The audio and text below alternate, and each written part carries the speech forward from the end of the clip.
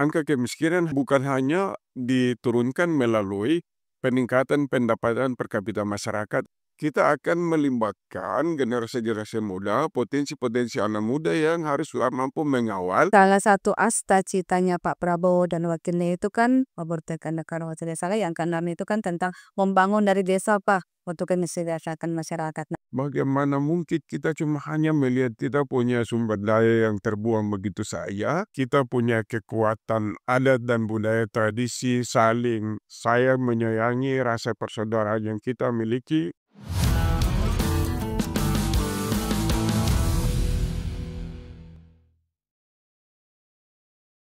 Assalamualaikum warahmatullahi wabarakatuh, saudara di mana saja Engkau berada. Kali ini saya dan teman-teman berada di ruangan Wali Kota Tua. Bapak Wali Kota Tua kita ini baru 100 hari lebih melaksanakan tugas sebagai wali kota dan juga bersama pasangannya ke Wali Kota Tua. Nah, pastinya di setiap visi misi mereka ini pasti ada program-program tentang penuntasan kemiskinan, karena ini dari pusat sampai ke daerah wajib untuk melaksanakan ini. Nah, apa saja program pengentasan kemiskinan dari wali kota dan wali kota Tua? Kita akan ikuti bincang-bincang kami di podcast kali ini. Langsung sapa beliau. Assalamualaikum Pak Maliu. Waalaikumsalam. Siapa banget ya? Insyaallah. Amin. Pak Wali Kota, selamat dulu Pak ya untuk pelantikan jabatannya sebagai Wali Kota Mewakil. Kami belum sempat dan hari ini baru sempat untuk ucapkan selamat Pak. Dan tetap semangat Pak ya. Ya Pak Wali, tentunya ada program Asta Cita, Sabta Cita Lamena gitu ya, dan juga pasti sampai ke kabupaten kota begitu. Nah, apa saja yang menjadi program untuk bisa mengentaskan kemiskinan di daerah ini Pak? Persoalan kemiskinan ini sudah bukan lagi menjadi persoalan problematika di daerah, akan tetapi ini sudah menjadi isu yang menguat di seluruh belahan bumi. Dan saya kira untuk program kemiskinan ini sudah dijabarkan, baik itu di dalam visi dan misi Presiden yang tertuang di dalam Asta Cita, kemudian juga oleh Gubernur Maluku yang tertuang di dalam program Sabta Cita, dan kemudian kami juga memiliki visi misi, dan penjabaran daripada visi misi itu kita lakukan melalui program-program yang ada yang masuk di dalamnya, yang disebut dengan Panca Cita Meriadat. Panca Cita Marbet Raya. Ya, Panca Cita Meriadat. Ada 5 misi kita, ya, kemudian kita menjabarkan beberapa program, termasuk di dalamnya sasarannya untuk melakukan penekanan atau melakukan penurunan angka kemiskinan. Nah, beberapa strategi yang dilakukan untuk penurunan kemiskinan di Kota Tual itu melalui pembukaan lapangan kerja, pemberdayaan masyarakat, menghidupkan potensi-potensi wisata yang kemudian dapat menyerap tenaga kerja dan meningkatkan pendapatan asli daerah dengan sendirinya, yaitu menurunkan angka kemiskinan. Namun demikian, kita tahu bahwa angka kemiskinan bukan hanya diturunkan melalui peningkatan pendapatan per kapita masyarakat atau pendapatan daerah, tetapi angka penekanan atau pengurangan kemiskinan itu dapat dilakukan melalui beberapa kegiatan yang mampu meringankan beban kehidupan masyarakat. Karena kalau dengan adanya beban masyarakat yang semakin tinggi, maka ini juga akan berdampak terhadap meningkatnya angka kemiskinan. Dan tren perkembangan kemiskinan untuk saat ini sudah pemerintah Kota Tual menekan sampai di angka 20,01%. Nah, kita pada posisi ini berdasarkan data BPJS, kita di 11-12 daerah otonom di Provinsi Maluku itu kita berada di urutan kedua terendah setelah, kalau nggak salah, Buru atau Buru Selatan. Nah, Kota Tual berada pada terendah kedua. Nah, ini yang dapat kami sampaikan. Sementara untuk kemiskinan ekstrem itu kita sudah menekan sampai di angka 0,60%. Jadi tren perkembangan kemiskinan dengan berbagai program sebagai strategi untuk mengatasi persoalan kemiskinan sudah kami lakukan. Oke. Pak Wali itu programnya ya, tapi kan pasti ada kerjanya di lapangan fisiknya seperti itu tadi lapangan pekerjaan. Kita ketahui bahwa mindset anak-anak muda orang-orang itu bahwa cuma jadi pegawai saja baru bisa dapat hidup sementara, banyak sekali lapangan pekerjaan yang nanti akan disiapkan. Nah, lapangan kerja seperti apa nih Pak Wali yang nantinya akan Bapak dan wakil bisa untuk menyediakan seperti itu? Nah, tentunya ini ada keterkaitan dengan program untuk pengentasan kemiskinan. Beberapa pola yang kami lakukan ini sudah termasuk di dalam upaya untuk menjabarkan program strategis nasional Presiden Prabowo yang dirumuskan di dalam eh, eh, Sabta Asal. Asta Cita. Nah, ini program ini melalui pembentukan Koperasi Merah Putih. Untuk pembentukan Koperasi Merah Putih di Kota Tual itu sendiri, kita ini dalam tahapan saat ini, salah satu daerah di Provinsi Maluku yang sudah selesai 100%. Nah, diharapkan nanti ke depan unit-unit koperasi ini menentukan unit-unit usaha yang kemudian kita akan melibatkan generasi-generasi muda, potensi-potensi anak muda yang harus mampu mengawal Koperasi Merah Putih ini untuk bisa dapat menciptakan nilai tambah perekonomian dan meningkatkan roda perekonomian daerah. Nah, yang paling tidak, ya sumber daya yang kita siapkan mulai dari bagaimana membangun sebuah produk sampai kepada pemasaran produk untuk menghasilkan ekonomi yang Hebat sekali Pak Wali, 100% sudah ya untuk Persi Merah Putih Pak ya? sudah di Provinsi Maluku itu kita yang sudah. Baik, dan nyatanya sekali nih Pak Wali. Nah kemudian Pak Wali, dari Koperasi Merah Putih ini apa akan menyerap tenaga kerja yang banyak? Atau seperti apa nih Pak Wali? Ya tentunya dengan adanya koperasi menentukan unit-unit usaha ini tentunya kan pasti membutuhkan kapasitas sumber daya, ya sumber daya yang ada dan sumber daya potensial yang ada kita harus memanfaatkan potensi anak-anak muda yang memiliki kompetensi untuk melakukan pengelolaan terhadap usaha-usaha yang ada di dalam koperasi.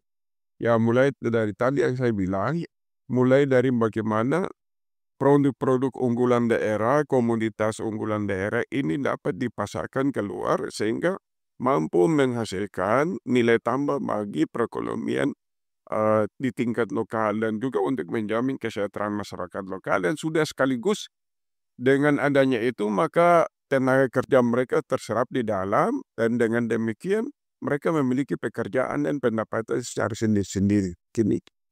Dan Pak Wali Kota kita ketahui bahwa beberapa waktu lalu ada uh, kabar tual masuk kata kuring kota termiskin gitu Pak yang mencoba salah satu yang sama menyakitkan padahal kan tidak seperti itu Pak Wali.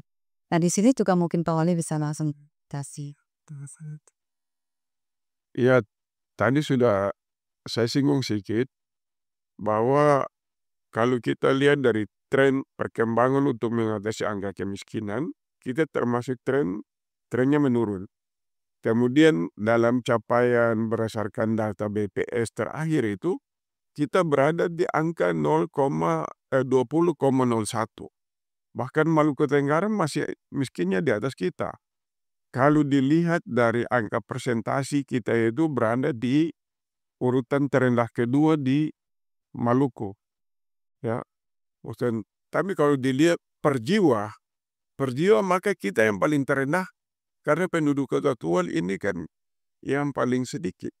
Dengan demikian maka kalau paling sedikit jumlahnya, kalau kita ambil perhitungan secara jiwa per jiwa, maka Kota Tual itu yang paling terendah. Ya. Pak Wali tadi ada sebut bahwa Pak ada pancasila Mariadat begitu Pak ya, untuk bagaimana pengentasan kemiskinan dan lain sebagainya. Salah satu asta citanya Pak Prabowo dan wakilnya itu kan memerdekakan negara salah yang keenam itu kan tentang membangun dari desa Pak untuk mensejahterakan masyarakat. Nah, apakah itu juga nanti dilakukan di Kota Tual begitu Pak? Iya, tentunya ada program-program Iya.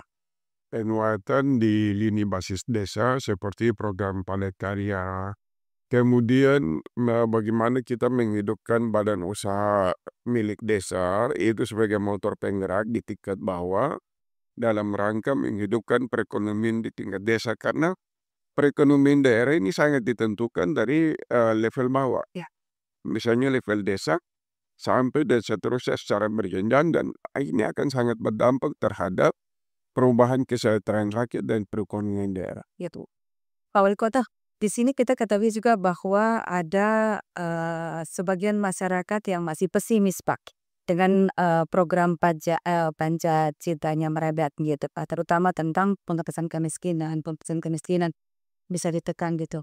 Nah, sepesimis itu tetapi Wali Kota pasti optimis dong dengan segala langkah yang dilakukan seperti itu Kak. Saya menyampaikan rasa optimis yang sangat besar ke depan 1, 2, 3 tahun ke depan. Ini masyarakat Kota Tual sudah hidup sejahtera. Karena apa? Karena saya berpikir bahwa basis potensial wilayah Kota Tual ini cocok untuk budidaya teripang, dan kemudian kita memiliki laut yang begitu luas, sehingga laut ini membuat sehingga saya itu terefleksi dalam pikiran saya, bagaimana kita memiliki laut yang begitu luas tetapi pendapatannya biasa-biasa saja. Nah, oleh karena itu saya sudah berpikir untuk bagaimana mengelola laut ini menjadi garam sebagai salah satu komoditas unggulan kita. Jadi ada dua primadona unggulan kita yang harus dapat diarahkan untuk mampu membangkitkan ekonomi kita, itu adalah satu, itu pertama trifang, dan kedua adalah pengelolaan air laut menjadi garam. Nah, kenapa saya bilang begitu? Karena di Kota Tual ini sendiri untuk garam kebutuhan satu perusahaan misalnya PT SIS itu dalam 1 bulan dia butuh garam 8 ton. Kemudian Bisa sedikit Pak ya. iya, itu dalam 1 bulan. Iya, iya. Kemudian diikuti dengan ada beberapa pihak-pihak yang memang dia memiliki cold storage untuk Iya.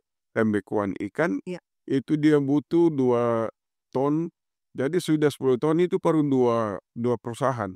Ya, belum lagi konsumsi masyarakat dengan yang sangat tinggi dibutuhkan, sehingga dengan demikian bagaimana mungkin kita cuma hanya melihat kita punya sumber daya yang terbuang begitu saja, sementara konsumsi masyarakat itu semakin tinggi dan tuntutan kebutuhan. Nah, dalam rangka menanggapi ini, maka bagaimana saya berpikir untuk mengelola sumber daya alam itu menjadi sebuah produk unggulan yang dapat meningkatkan kesejahteraan masyarakat.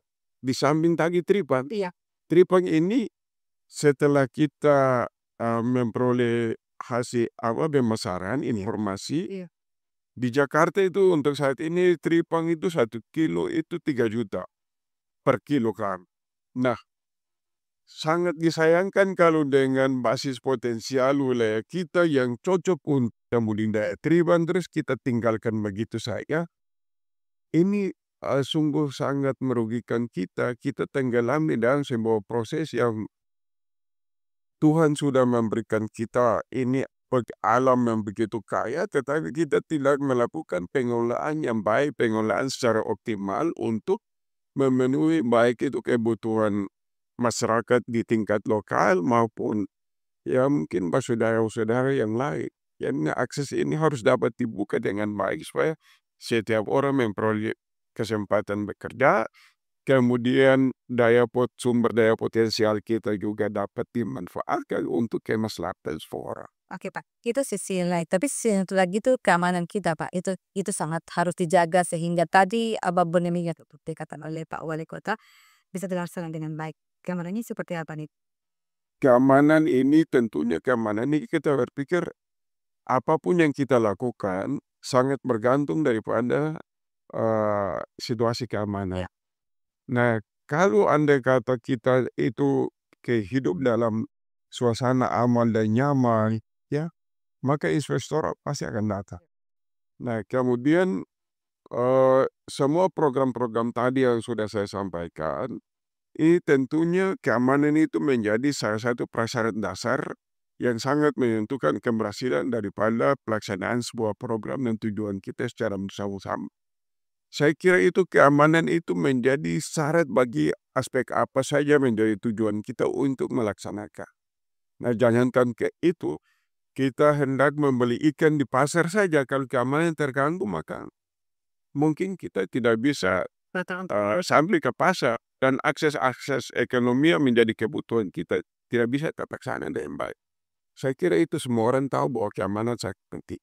Dan oleh karena itu, sebagai pemerintah daerah, saya melakukan strategi untuk berkoordinasi dengan baik pihak keamanan dan kemudian bagaimana upaya membangkitkan kesadaran masyarakat akan hidup dalam suasana damai dan memiliki implikasi positif terhadap kehidupan lingkungan yang positif dan akan tentunya menunjang kriteria dan standar-standar kehidupan yang layak itu ya.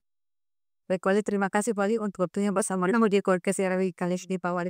Dibuka satu kata untuk Kota Tuan dari Wali Kota Tua, silakan. Ya, bagi masyarakat Kota Tual, kita punya sumber daya alam yang begitu melimpah, ya, dan kita punya kekuatan adat dan budaya tradisi saling sayang menyayangi rasa persaudaraan yang kita miliki. Mari kita tetap memperkuat kekuatan persatuan dan kesatuan sebagai sebuah kekuatan, dan kita harus memiliki keinginan yang kuat, ketekanan rasa optimisme, bersatu padu untuk kita membangun Kota Tual ini lebih sejahtera dan lebih memiliki kemampuan daya saing, dan kita tidak terposisi sebagai daerah yang tertinggal ke belakang akibat daripada kemajuan dan perkembangan dinamika yang ada. Mungkin ini yang dapat saya sampaikan. Mari kita perkuat tatanan kehidupan nilai sosial budaya kita yang kita bangun dari leluhur kita ini sebagai salah satu persyarat, dan mari kita terus belajar dan melakukan aksi karena kita memiliki ilmu pengetahuan. Terima kasih. Ini yang dapat saya sampaikan kepada seluruh warga Kota Tual. Kita tetap menjaga Kota Tual tetap aman dan terjangkau. Terima kasih. Baik, terima kasih Wali Kota Tual untuk bersama kami era ritual kali ini. Dan saudara pendengar, itu tadi bincang kami dengan Wali Kota Tual Bapak Ahmad Junior Edward. Beliau dengan segala yang dimiliki akan mencerahkan Kota Tual ke depan, dan mari kita dukung segala program Pancasila Mariada. Saya Aminah, terima kasih dan wassalamualaikum warahmatullahi wabarakatuh.